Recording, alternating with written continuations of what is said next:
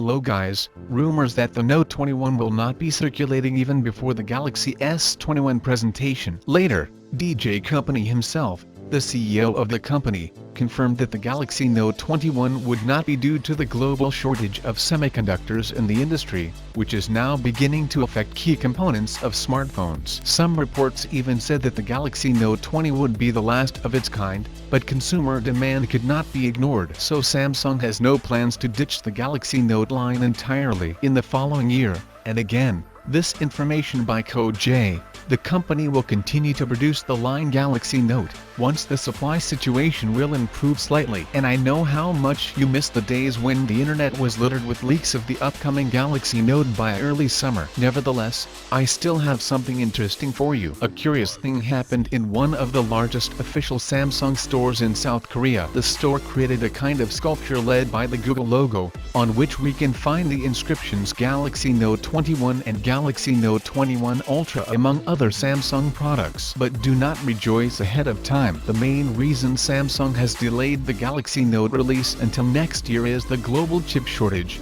and the situation is not improving at all. In fact, things only got worse. An increasing number of manufacturers around the world are having trouble securing semiconductor supplies, delaying the production and delivery of goods. The second option, this sculpture could mean that Samsung will release the Galaxy Note 21 next year without jumping to the Galaxy Note 22. And although this is possible, I do not think that this will happen, because people far from technology may think that Galaxy Note 21 is inferior to the Galaxy S22 based only on the numbering system. So in 2022 we will see the Galaxy Note 22 and Note 22 Ultra. And finally, if this sculpture is to be believed, then some mysterious Galaxy Note device should also be added to the company's portfolio. That is, it is obvious that the creation of this sculpture was not approached scrupulously enough, having made several mistakes. Although this, again, is in the official Samsung store in South Korea. Overall, although I don't know the context of this thing,